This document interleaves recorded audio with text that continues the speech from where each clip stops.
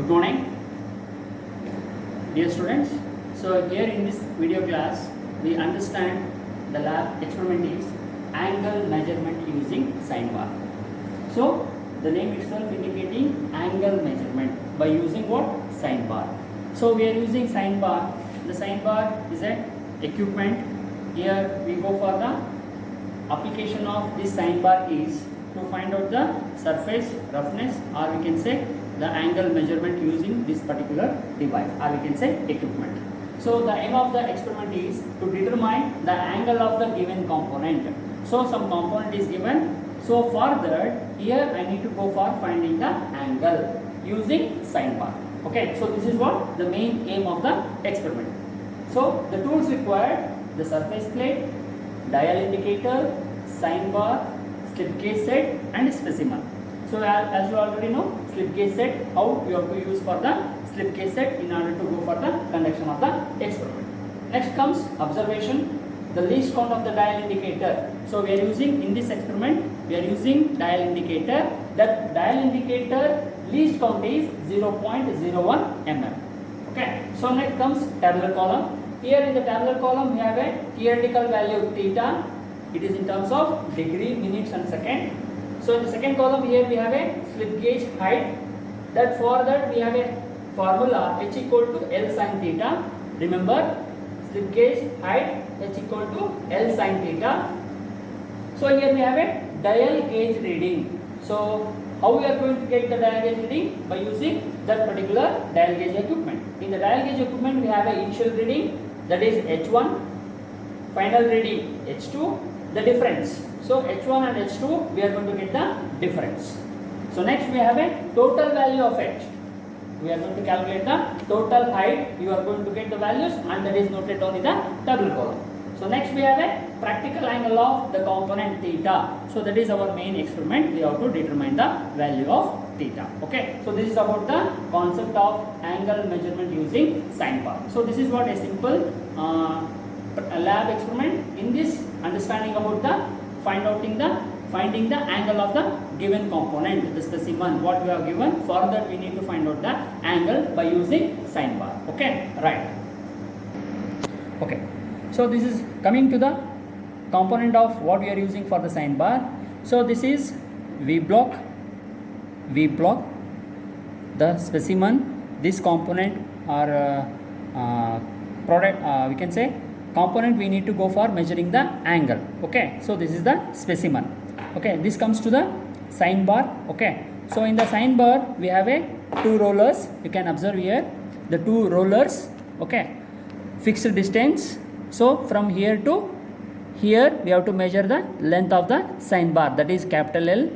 This is sine bar, and here we have a relief holes in the sine bar. Okay, so these relief holes are provided in order to go for the fixing about the specimen in the sine bar. Okay, so these are the two rollers. This is smooth, perfectly shaped, and it is perfectly ground on the surface plate. Okay, I have placed a surface plate on the sine bar. Okay, on the surface plate I have placed a sine bar. Okay, these two rollers are fixed. Okay, and we have a relief bars. Here we have a fixed end, and here we can say it is a free end. Free end is nothing but what? This can be up to lifting of this particular sine bar can be easily obtained. And here it comes to dial indicator. Okay, in the dial indicator what I have mentioned in the sine bar, using this particular device we can go for measuring about the values with respect to the surface, the component which is given for the measuring of the angle of the component. So when it comes to the dial indicator we have a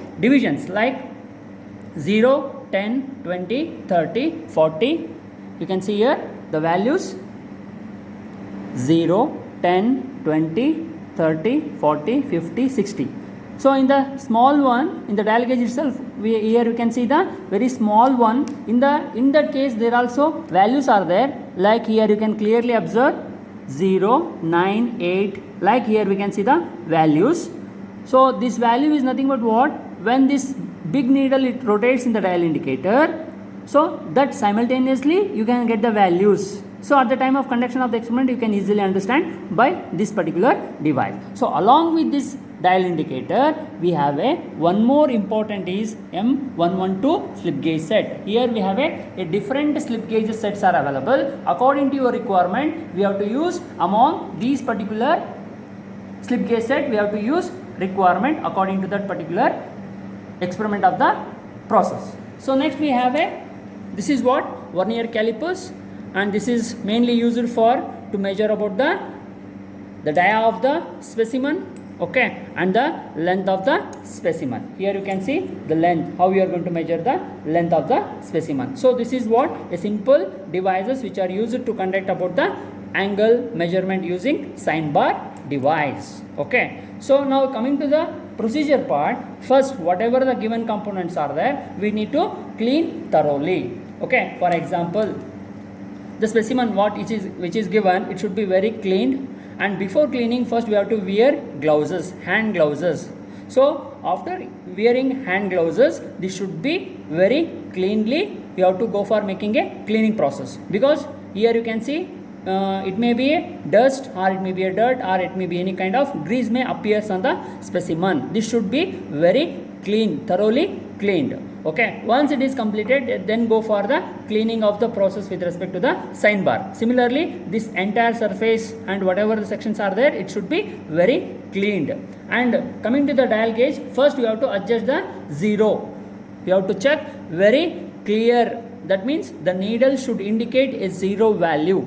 Okay, that you have to adjust. Once the adjustment is over, start about the calculating about the values with respect to the angle measurement, and similarly simultaneously you have to use this particular slip gauge set. So in order to go for finding the practical angle of the component, that is for this particular device we need to measure the angle. You can see slightly taper here, smaller, and it finally increases to very larger. We can say the large diameter of the specimen and the minor diameter of the specimen, or we can say minimum diameter of the specimen, large one and the minimum one. Okay, so for this particular specimen we need to find out the practical angle of the component, that is theta, we need to measure by using sine bar method. Okay, right.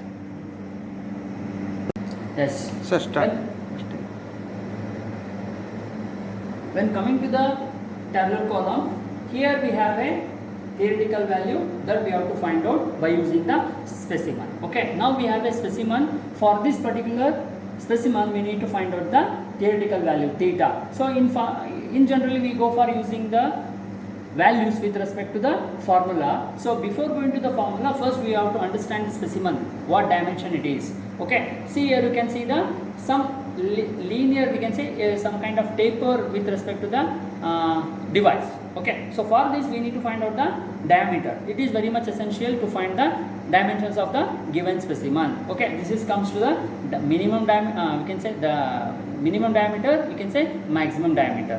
When it comes to the minimum diameter, it is taken, the value is taken as small d, it comes to capital D. When capital D refers to the major diameter and the small d refers to the minor diameter, and this is what the entire length of the specimen. Okay, so this dimension, if dimension is not there, it is very difficult to calculate the value. Okay, so first thing is we have to go for the dimensions of the given specimen. So in order to go for the given dimensions, these dimensions are very much essential. So here we have a major diameter, minor diameter and the length of the specimen. So that is taken as small d, the capital D, small d and the length, or we can say the diameter, major diameter of the specimen, small d reference, minor diameter of the specimen, and length is the L is the length of the specimen. So for we have a taperness, here we have a fine formula, the tan theta is equal to d minus d divided by L. When substituting these values, you know already what you mean by d, small d and the L. Here we have, how we are going to measure means by using of vernier caliper. For this particular specimen, take the vernier caliper and measure the diameter, and similarly for the measure the minor diameter and find out the length. So I have measured, and the values are for the major diameter for the given specimen is 24 mm, and the small d, this one 20 mm, and the total length of the specimen is 100 mm. So you have all the data is available, and these data are substituted in the formula, and I got the value is 2 minutes 29, 2 degree 29 minutes. Substituting these values in the first column with respect to the theoretical value, that is 2.29.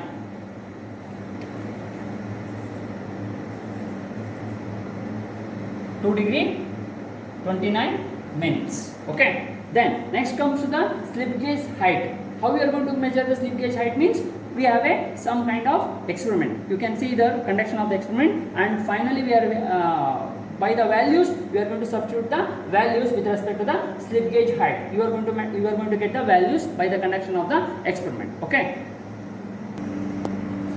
So in the next second one is slip gauge height, that is h is equal to L sin theta. For we in the h is equal to L sin theta slip gauge height, here we don't know the length. First we have to measure the length of the sine bar. Okay, I am going to measure, see here I am going to measure the length of the sine bar, that is exactly the 150 mm. Now you can see how I am going to measure. Concentrate here, this is very important. Here we have to measure the length, that is very much required. So you are going to measure from this particular roller to this particular center roller. It is fixed, no? So I am going to measure the length. So the value is, I got 150 mm. Now you can see here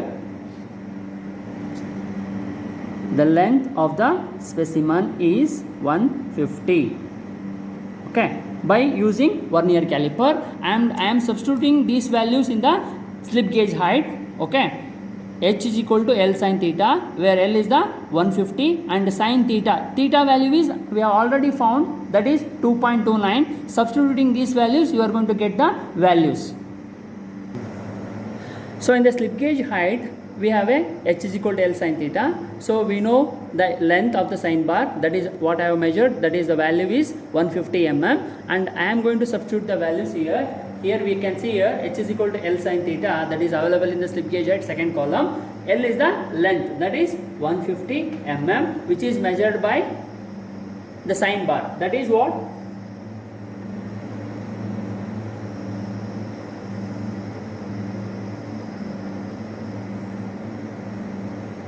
From this particular center point of these two rollers.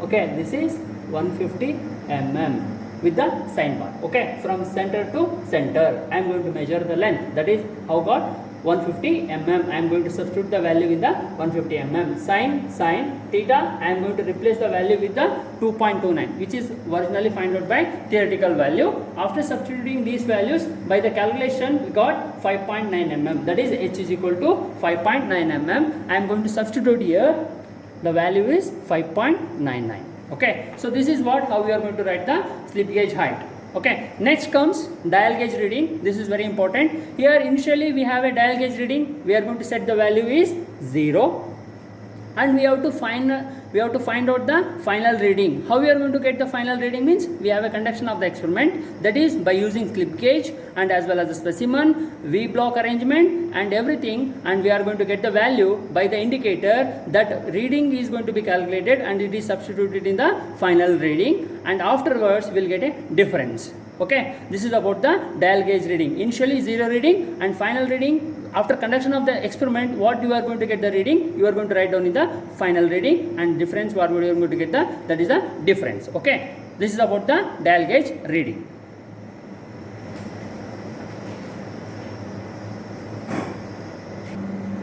So here initial reading we have a 0. This 5.99 you are directly not going to place in the, it is not available in the slip gauge set. For this we have some kind of calculation, that is in order to go for the specimen with respect to the slip set. How we are going to arrangement means, here we got the value h is equal to 5.99, that is 5.99. For this particular 5.99, here we have a arrangement. So in the slip gauge set M112 set, here we have a availability of 1.09, that is slip gauge set is available. So if I subtract 4.90 I got. So for this it may be a 0.09, but the thing is that it should make very correct order. So the slip gauge set 1.9 is available. If I subtract this 3, directly it is available in the 3 set, that is in the slip gauge set. So I directly here for this particular point I stops, because 3.00 mm is available in the slip gauge set. Okay, so like this I need to go for the calculation part, and similarly you can see that the first, second and third, here the 1.09 mm, 1.9 mm and 3 mm slip gauge sets are available. By the slip gauge set I need to go for the making a slip gauge height for the sign bar. In order to go for calculating the given specimen, I need to go for the finding the length, or we can say the finding the height. That is very much essential. So how we got, this is what we can go for by using the slip gauge set. We can be able to find out the what is the height of the specimen by using that particular slip gauges. Okay. Now I have to arrange the values by using 3 slip gauge set, that is 1.09 mm, 1.9 mm and 3 mm. So here we can see the different slip gauges sets. So in that I am going to choose 1.9 mm, 1.09, 1.9 and 3 mm, and by the ringing phenomena I have made a arrangement. This is what slip gauge height. This slip gauge height is I am going to place here. We can see here below the sign bar. Okay, I am going to place the sign bar.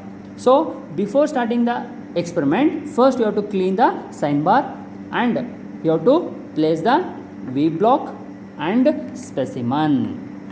Once this place the specimen, you have to adjust the dial indicator.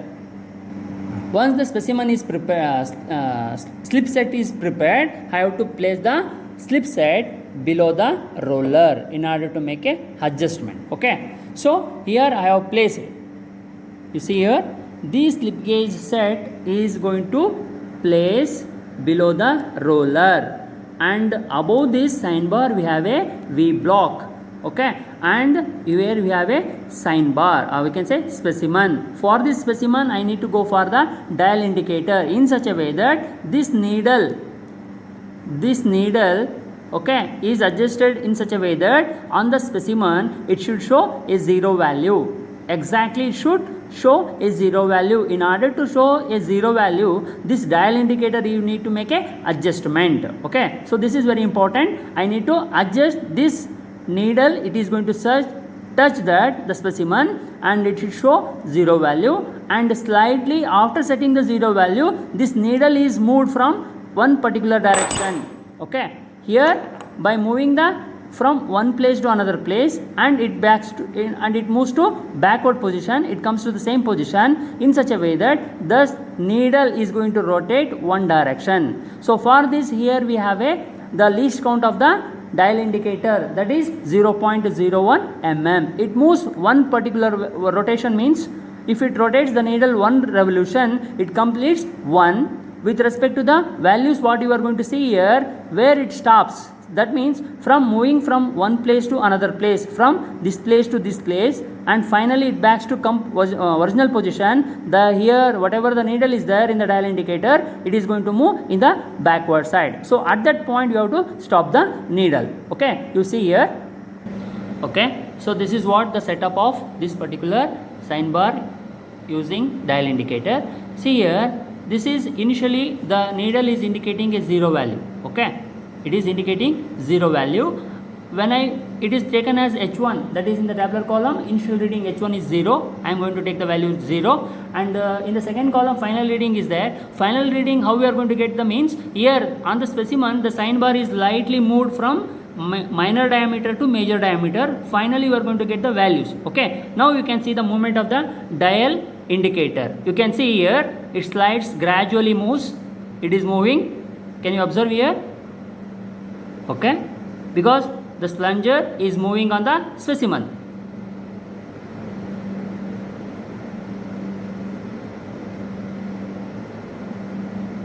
It coming to 0. Okay, then see here, this is what the final reading of the specimen I am going to calculate. You can see here, after 0 it is coinciding some of the value in the line in the dial indicator. Okay, so for this I am going to calculate the H2 value, that is I am going to get the value with the help of a dial indicator. Now you can observe here, the needle is coinciding after 0 2 decimal. Okay, 2 points. So after completion of one revolution, it is going to show that it is having some value, that is after completion of one revolution it is taken as 1.1 mm with respect to the dial indicator. That 1.1 mm is I am going to write in the final reading, that is H2 in the tabular column. Here you can see here initial reading is 0, that is the dial indicator is set to 0 value. I am going to write the value 0. Coming to the final reading is after the movement of the plunger from minor diameter to major diameter on the specimen, we are going to move the specimen from one point to another point. The value is 1.1. Here the dial indicator, the needle, it is going to complete the one revolution and stops on particular value. That value I have taken as a 1.1. Here you can see the difference. Here some of the students, the mistake here, what they done means, here when you say difference, 1.1 minus 0, that should not be there. Okay, here we have to go for the difference. Finally, here we have a 1.1 with respect to the difference value. When you go for these two values with the difference, we got the value 1.1, and we have in the tabular column one more column is there, that is the total value of h in mm. So how we got the total value means, here we have a height with respect to the first one slip gauge height, and this whatever the values we got from the dial gauge I am going to add. Here you can see here h, total value of h is 5.99 mm plus 1.1 mm, that equals 7.09. Here we can see 7.09. Okay, so how we got, once again I will explain. This is from the slip gauge height and finally dial gauge reading. Combining these two, you will get a 7.09 mm. Okay, now you can see here. So in the tabular column we got the theoretical, slip gauge height, dial gauge reading, total value of h. Then finally we have to go for practical angle of the component, that is theta. How we got the theta value? Here we have a formula, h equal to L sin theta. In the h is equal to L sin theta, we have to find the theta. So I have modified sin theta is equal to h by L, theta is equal to sin inverse of h by L. I am going to find the values with respect to the h and L. We know already h from, we found that h is equal to from the slip gauge height. I am going to write 7.09. It is available in the tabular column, you can see here. And the length of the specimen, that is what the sign bar, we have to take the value, that is 150 mm, the center to center distance of the roller, that we have to take down the length of the sign bar, that is 150. So I am going to calculate the angle is 2. After substituting these values, I am going to calculate by the calculator. I got the value 2 degree 70 minutes. I am going to write down in the practical angle 2.70, or you can say 2 degree 70 minutes. Okay, so this is about the values with respect to the practical angle. Okay, yes, coming to the result part, the angle of the given specimen is 2 degree 70 minutes. Okay, this is what the value we got from the formula, and I am going to substitute these values in the result. Here you can see the error found is, because theoretical is entirely different from practical. So if you calculate the error, how we got means 2.70, that is from the theoretical value, and this is what practical value. Here you can see 41 minutes is the error we can find here by the calculation part. Okay, so this is what a simple experiment by using angle measurement using sine bar method. Okay, so this is about the experiment or conduction of the experiment.